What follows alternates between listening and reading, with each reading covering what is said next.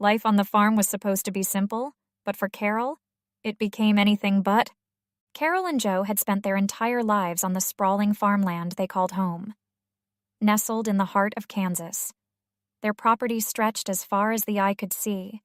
Fields of golden wheat swayed in the breeze. A barn painted bright red stood proudly in the distance, and their modest farmhouse exuded a charm that only years of love and labor could create. For Joe, this life was everything he had ever wanted. At 68, he still woke up before dawn every day, slipping into his worn work boots and heading out to tend to the animals and check on the crops. Farming was in his blood, and he wore his calloused hands like a badge of honor. Carol, now 65, had spent decades supporting Joe in every way she could. She managed the household, cooked hearty meals, and maintained a garden that was the envy of their neighbors. But as the years passed, Carol began to feel the weight of their quiet life. The house that once bustled with the laughter of their 3 children was now eerily silent. The kids had all moved to cities far away, chasing careers and raising families of their own. Visits were rare, and phone calls were often brief.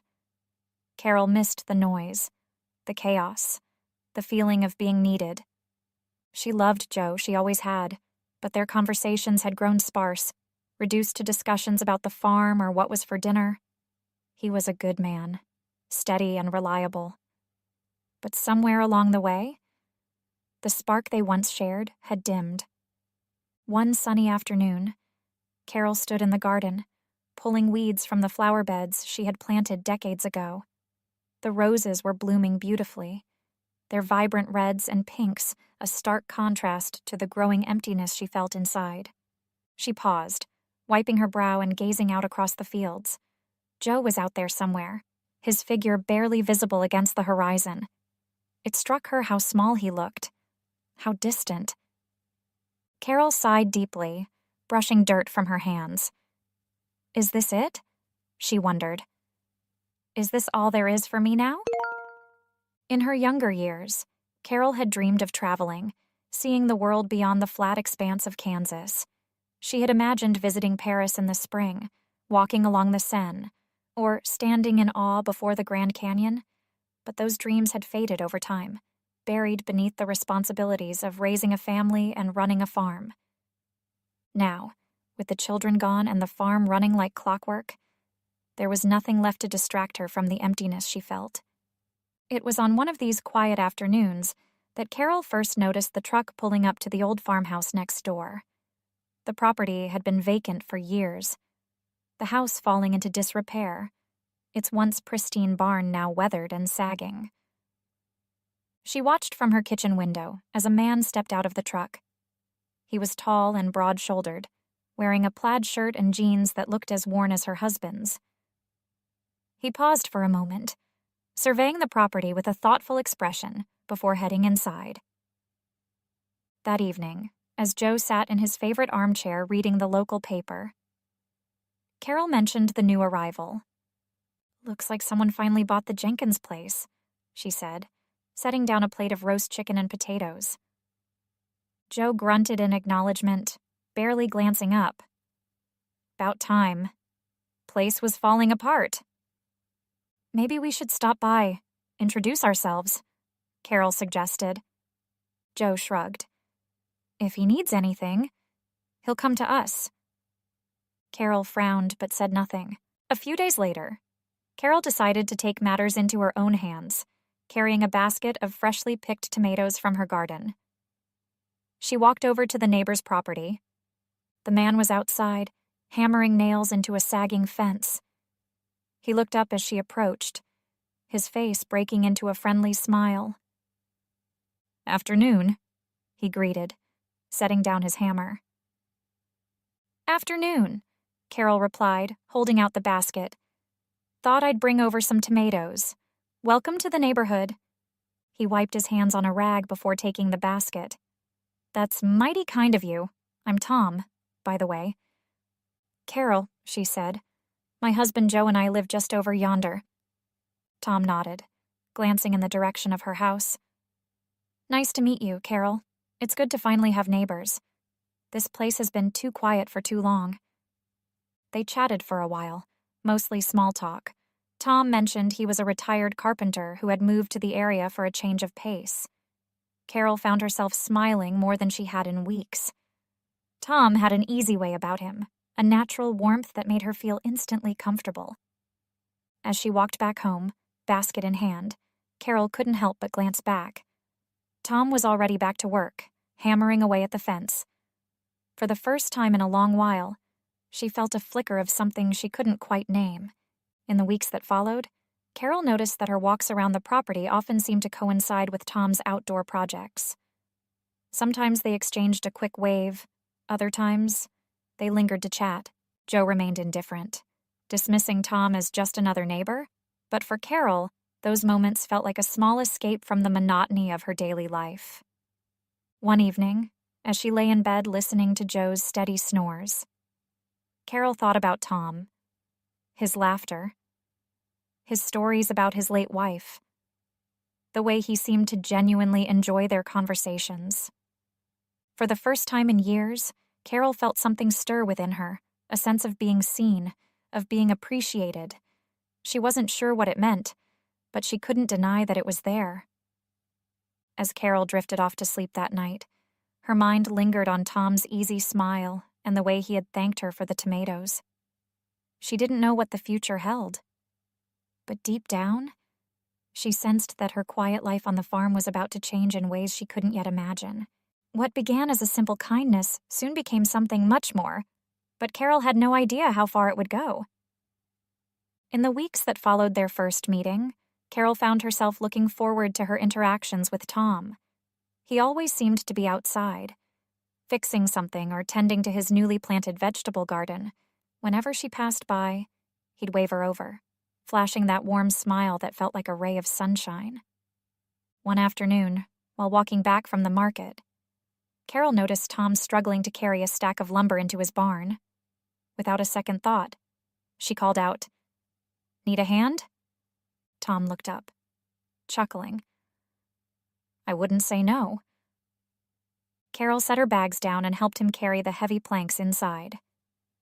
The barn smelled of sawdust and freshly cut wood, a welcome change from the earthy scent of her own farmyard. "You building something?" she asked, wiping her hands on her apron. Tom grinned, his eyes lighting up. "A porch swing, always wanted one, and now that I've got the time, figured I'd make it happen." "You're handy," Carol remarked. "Used to be a carpenter before I retired," Tom said, gesturing to his tools. "Never could stay away from building things. Keeps my hands busy." Carol smiled, feeling a pang of envy at how easily Tom seemed to find joy in his projects. A few days later, Tom stopped by the farmhouse with a surprise. "Thought you might like this," he said, holding up a small wooden birdhouse. "Made it out of some scraps I had lying around." Carol took the birdhouse, running her fingers over the smooth wood. It was simple but beautifully crafted, the kind of thing she might have bought at a market stall.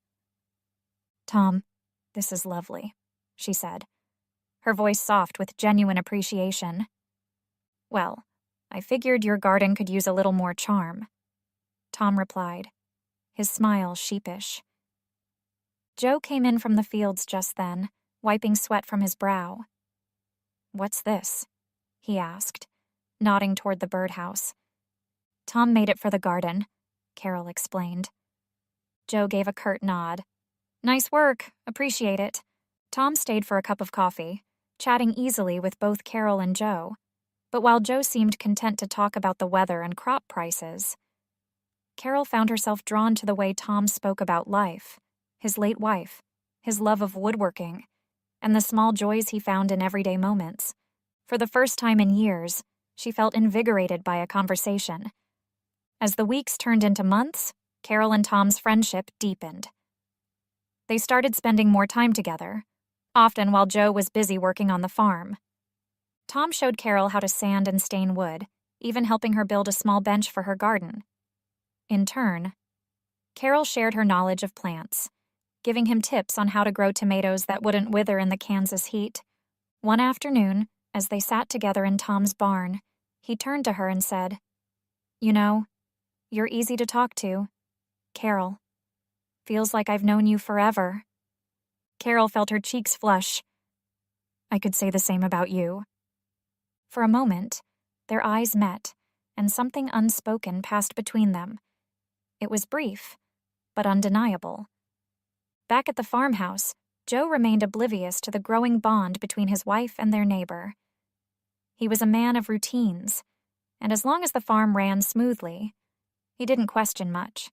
But Carol began to notice the differences between the two men, where Joe was practical and reserved. Tom was warm and open. Joe rarely noticed the little things anymore, how she had trimmed the hedges or baked his favorite pie. Tom, on the other hand, complimented her garden almost every time he saw it. These small moments made Carol feel seen in a way she hadn't in years. One evening, as the sun dipped low on the horizon, Tom invited Carol over to see his completed porch swing. Just finished staining it this morning, he said, gesturing proudly to the sturdy wooden bench hanging from thick ropes on his porch. Carol sat down, the swing creaking gently beneath her weight. It's perfect, she said, running her fingers along the smooth armrest. Tom sat beside her, the two of them watching the fields bathed in golden light. You ever just sit and watch the sunset? He asked. Carol shook her head. Not often. There's always something to do. Tom glanced at her, his expression serious. Maybe you should take more time for yourself. His words lingered, wrapping around her like a warm blanket. For the first time, Carol felt a pang of longing she couldn't quite name. As Carol walked back to the farmhouse that night, her mind raced. She knew she had crossed an invisible line, if not in action, then in thought.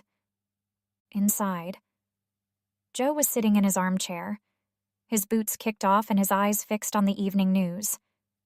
He glanced up as she entered. Where have you been? He asked casually. Just out in the garden. Carol lied, her voice steady. Joe nodded, turning back to the TV. But Carol couldn't shake the feeling that her quiet, predictable life was no longer so simple. It was late October when the air began to turn crisp, and the days grew shorter. Joe had spent the entire afternoon fixing the tractor, muttering under his breath about a part that had rusted over. By the time the sun set, he was too tired to do much of anything. I'm heading to bed, he announced after dinner, leaving Carol alone at the kitchen table. The house felt unusually quiet that night. The ticking of the old clock on the wall seemed louder, the hum of the refrigerator more pronounced. Carol sat there, staring at her half-empty teacup, her mind wandering to Tom. Before she knew it, she found herself pulling on her jacket and stepping outside. Carol walked the familiar path to Tom's house, her heart pounding with every step. The porch light was on, casting a warm glow against the dark night. She hesitated at the edge of his property, her rational mind telling her to turn back. But then the front door opened, and Tom stepped out, his face lighting up when he saw her. Carol, he said, his voice filled with surprise and warmth. Wasn't expecting company this late. I couldn't sleep, she admitted, her words coming out faster than she intended. I just needed some air. Tom smiled and gestured toward the porch swing. Well, you're always welcome here. Come on. Sit for a while. She sat down beside him, the swing rocking gently under their weight. The night was quiet, the only sounds the rustling of leaves and the distant chirp of crickets.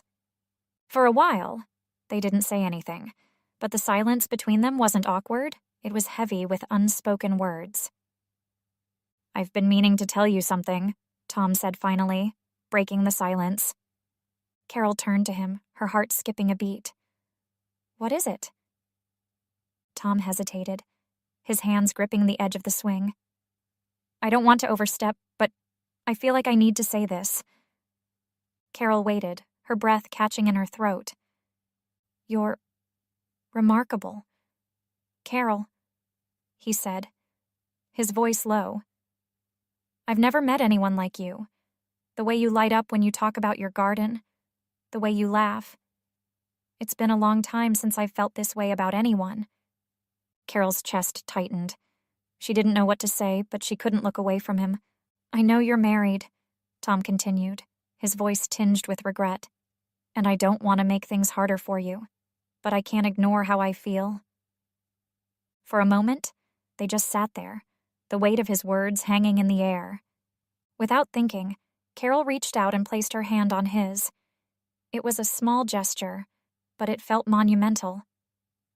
"Tom," she began, her voice trembling, "I don't know what to say."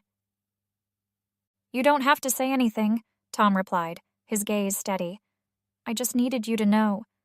But before either of them could say more, the porch light flickered, jolting them back to reality. Carol pulled her hand away, her face flushing with guilt. "I should go," she said quickly and standing up. Tom nodded, though his eyes were filled with unspoken longing. "Of course. Get home safe. Carol." As she walked back to the farmhouse, Carol felt a swirl of emotions: guilt, excitement, confusion. She knew she was treading dangerous ground, but a part of her couldn't deny how alive she felt in that moment. The next few days were a blur for Carol. She tried to throw herself into her daily routines, but her mind kept drifting back to Tom. She replayed their conversation over and over, analyzing every word, every glance, every touch. Joe noticed her distraction, but chalked it up to the changing season. "You feeling okay?" he asked one morning as they ate breakfast. "I'm fine," Carol replied quickly, forcing a smile. But inside, she felt anything but fine. It wasn't long before Carol found herself at Tom's house again, this time. It was mid-afternoon, and she had brought over a batch of fresh cookies she had baked that morning. "Figured you might like these," she said, holding out the plate. Tom smiled, his eyes crinkling at the corners. "You spoil me. Carol." They sat together on the porch, sharing cookies and talking about everything and nothing. But as the conversation flowed, the boundary between friendship and something more began to blur once again. At one point, Tom reached over and brushed a crumb from Carol's cheek. The gesture was small but intimate, and it sent a shiver down her spine. "I shouldn't be here," Carol said suddenly, standing up. Tom stood too, his expression filled with concern. "Carol, I'm sorry. I didn't mean to make you uncomfortable." "It's not that," she said, her voice breaking. "It's just, I don't know what I'm doing anymore." Tom stepped closer, his voice soft. "You're following your heart, Carol. There's nothing wrong with that." But Carol shook her head, tears welling in her eyes. "I need to go." She left before he could say anything else, her heart pounding as she walked back to the farmhouse. That night, Carol lay awake in bed, staring at the ceiling. Joe was asleep beside her, his soft snores filling the room. She felt trapped between two worlds, the life she had built with Joe and the spark of something new she had found with Tom. She knew she had crossed a line, even if nothing physical had happened, and the weight of that realization was almost too much to bear. "What am I doing?" she whispered into the darkness. Carol knew she couldn't keep living in this limbo. A decision would have to be made, and soon. But no matter which path she chose, she sensed that her life would never be the same. Just when Carol thought she had reached the breaking point, a revelation turned everything upside down. Days turned into weeks, and the weight of Carol's secret became unbearable. Every time she saw Tom, her heart ached with longing, but guilt gnawed at her. She couldn't bring herself to fully cross the line, but the emotional connection they shared already felt like a betrayal of Joe. Joe remained blissfully unaware, or so it seemed. He went about his days as usual, fixing fences, tending to the crops, and watching old westerns at night. But Carol noticed small changes. How he sometimes lingered at the kitchen door, watching her with a thoughtful expression. Or how his conversations seemed more forced, as if he were trying to fill the silence between them. One afternoon, Tom stopped by unexpectedly. Carol was in the garden, her hands buried in the soil as she planted winter flowers. When she saw him, her heart skipped a beat. "Tom," she said, standing and brushing dirt from her hands. "What are you doing here?" "I needed to talk to you," he said, his tone serious. They sat together on the garden bench, the crisp autumn air carrying the scent of freshly turned earth. "I've been thinking about us," Tom began, his eyes fixed on the horizon. "About what we're doing." Carol's stomach churned. "Tom, Let me finish," he interrupted gently. "I care about you, Carol, more than I probably should. But I also know this isn't fair. To you, to your husband, or even to myself." Tears pricked Carol's eyes. "I never wanted to hurt anyone," she whispered. "I know," Tom said, his voice soft. "But we're at a crossroads. We have to decide what we want and what we're willing to sacrifice." Carol nodded, her heart heavy. "You're right." That evening, as Carol prepared dinner, she noticed Joe was unusually quiet. He barely touched his plate and kept glancing at her as if searching for the right words. "Is everything okay?" she asked, trying to keep her voice steady. Joe looked up, his brow furrowed. "Carol, I've been meaning to ask. Have you been spending a lot of time with Tom?" Her breath caught. For a moment, she couldn't find the words. "Why do you ask?" she said carefully.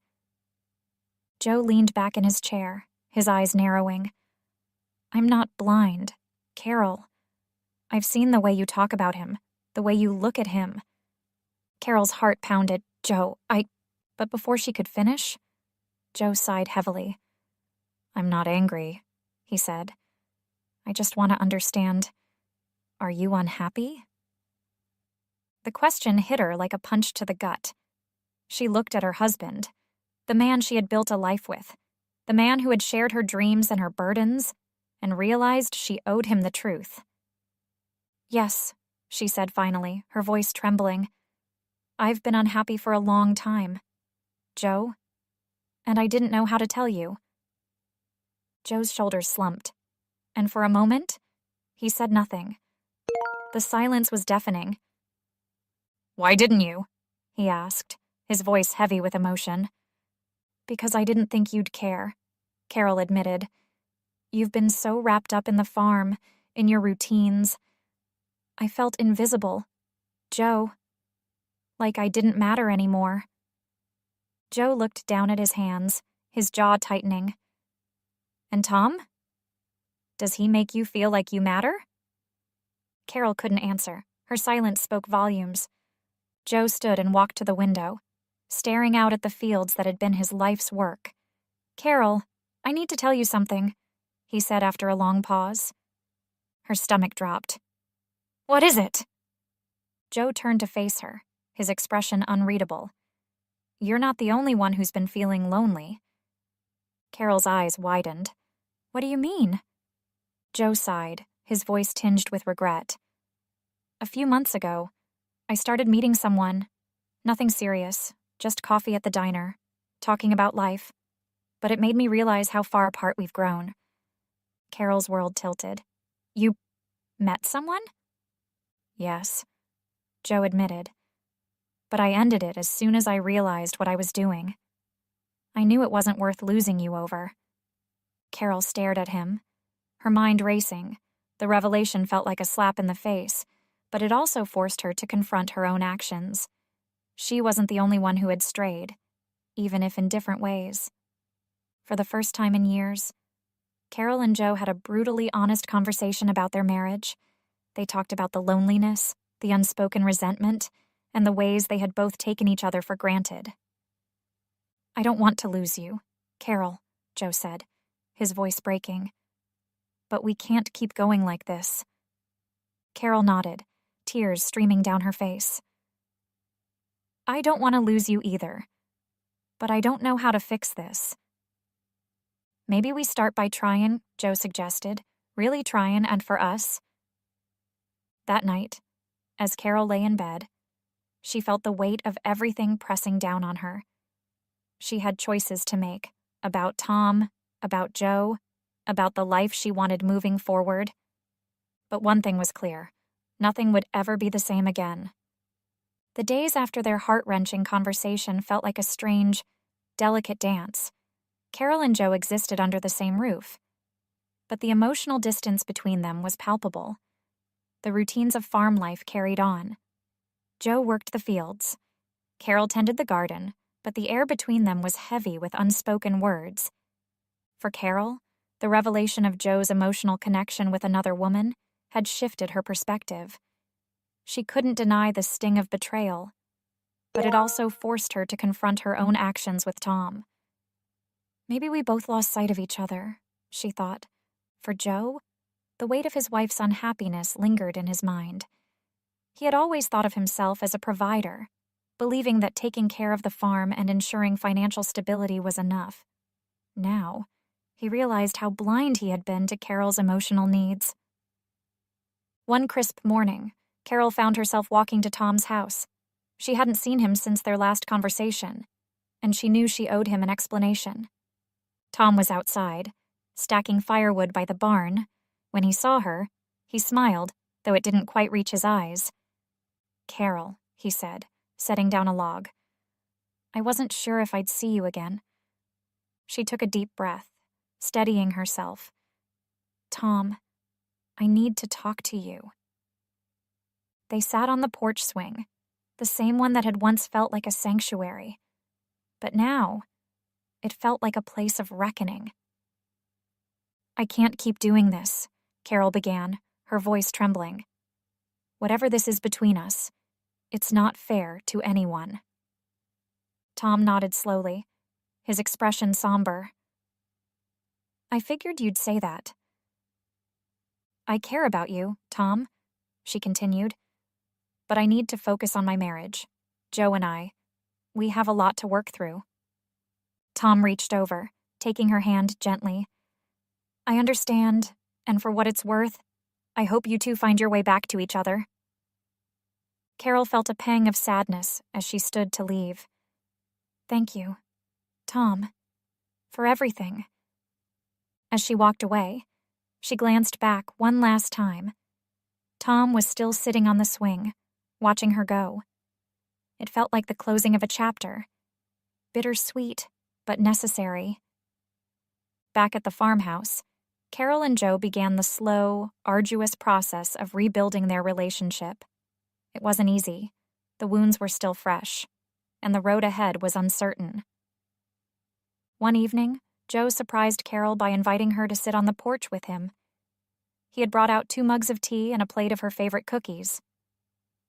"Figured it's been a while since we just sat and talked," he said, a hint of nervousness in his voice. Carol smiled softly, touched by the gesture. "It has." They talked about everything and nothing, memories of their children, stories from their younger days, and even the challenges they were facing now. For the first time in years, it felt like they were truly seeing each other. Joe was the one who suggested they see a counselor.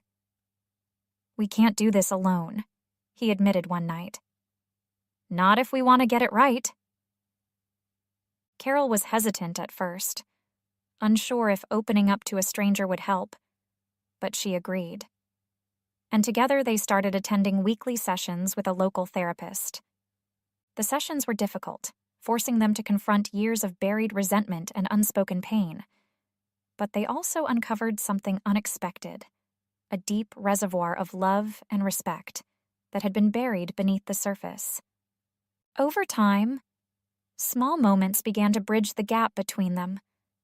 Joe started noticing the little things again, how Carol's hair glowed in the sunlight, how she always added just the right amount of sugar to his coffee. Carol, in turn, began to appreciate Joe's quiet strength, the way he worked tirelessly to provide for them, and the unspoken love he carried in his every action. One afternoon, as they worked side by side in the garden, Joe paused and looked at her. "You know, I don't say it enough. But I'm grateful for you, Carol, for everything you do. Carol felt tears prick her eyes. And I'm grateful for you, Joe. I always have been. At their counselor's suggestion, Carol and Joe planned a weekend getaway, a chance to reconnect away from the distractions of the farm. They rented a small cabin by a lake, spending their days hiking, fishing, and simply enjoying each other's company. One evening, as they sat by the fire, Joe took Carol's hand. "Do you remember the first time we danced?" he asked, a smile tugging at his lips. Carol laughed. "At that barn dance? You stepped on my toes at least 5 times. "I was nervous," Joe admitted, chuckling. "You were the most beautiful girl in the room." Carol's heart swelled as she looked at him, the flickering firelight reflecting in his eyes. For the first time in years, she felt the warmth of the love they had once shared. As they drove back to the farm at the end of the weekend, Carol felt a sense of hope she hadn't felt in a long time. Their marriage wasn't perfect. It never would be. But they were both willing to fight for it. But what neither of them knew was that an unexpected visitor would soon arrive, threatening to undo everything they had worked so hard to rebuild. It was a quiet Saturday morning when Carol heard the knock on the door. She was in the kitchen preparing breakfast, the smell of sizzling bacon filling the air. Joe was outside, checking on the barn, wiping her hands on a dish towel. Carol opened the door and froze. There, standing on the porch, was Tom. He looked uneasy, his hands stuffed into the pockets of his jacket. "Morning, Carol," he said, his voice low. "Tom," Carol replied, her heart sinking. "What are you doing here?" "I know I shouldn't be," he admitted, "but I needed to see you. One last time." Carol glanced over her shoulder, her pulse quickening. "Tom, you can't be here. Joe's just outside." "I'll be quick," Tom said, his eyes pleading. I need to say goodbye properly." Carol stepped outside, closing the door behind her. "Tom, we've already said goodbye," she said, trying to keep her voice steady. "I know," he said, his shoulders slumping. "But I couldn't leave it like that. I need you to know that meeting you changed my life. Carol, you reminded me that I could feel again." His words cut through her like a knife. "Tom, this isn't fair. To me, to you, or to Joe. We can't keep doing this." Tom nodded, his expression pained. "I know. And I won't bother you again. I just needed you to know how much you meant to me." Carol felt a lump in her throat as she watched him walk away, his figure growing smaller with each step. When Carol turned to go back inside, she froze again. Joe was standing by the barn, his eyes fixed on the scene that had just unfolded. Her stomach dropped. "Joe?" she began, stepping toward him. "What was he doing here?" Joe asked, his voice low but firm. Carol hesitated, knowing that honesty was her only option. "He came to say goodbye." Joe's jaw tightened. "Goodbye? That's all?" "Yes," Carol said earnestly. "He knows it's over. I've made it clear." Joe looked at her for a long moment, his expression unreadable. Then he nodded slowly. "I believe you," he said finally. Relief flooded Carol's chest, but she could see the hurt in Joe's eyes. "I'm sorry, Joe," she said softly. "For everything." Joe sighed, his shoulders relaxing slightly. "I think we've both got a lot to be sorry for. But if we're going to move forward, we need to let the past go. All of it."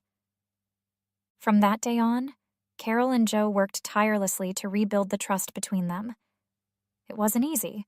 Old wounds had a way of reopening at the most unexpected moments. But they were committed to each other and to their marriage. Joe started taking time off from the farm to spend with Carol. They began going on drives through the countryside, visiting small towns they had never explored before. Carol, in turn, found ways to support Joe in his work, joining him in the fields or surprising him with a hot lunch when he least expected it. One evening, as they sat on the porch watching the sunset, Joe reached over and took Carol's hand. "You know, for all the mistakes we've made, I think we've come out stronger," he said. Carol smiled, her heart full. "I think so too." Months passed, and life on the farm slowly found its rhythm again. But something had changed, something deeper and more meaningful. Carol and Joe began hosting weekly dinners for their children and grandchildren, filling the house with laughter and warmth once more. Carol also rediscovered her love of painting, turning one of the spare rooms into a small studio. Joe built her an easel, and she often lost herself in the soothing strokes of her brush, creating vibrant landscapes inspired by the farm. One evening, as they sat by the fire after dinner, Joe turned to Carol and said, "You know, I never thought we'd find our way back to this, but I'm glad we did." Carol leaned her head on his shoulder, feeling a peace she hadn't known in years. "Me too," she said softly. Their journey hadn't been easy.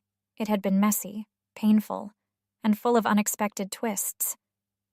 But in the end, it brought them back to what mattered most: each other.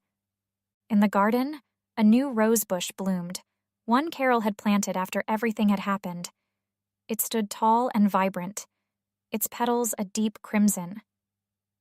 For Carol, it was a symbol of resilience, of growth, and of the beauty that could come from even the most difficult seasons of life. Have you ever faced a moment in your life that tested everything you believed about love and forgiveness? Share your story below.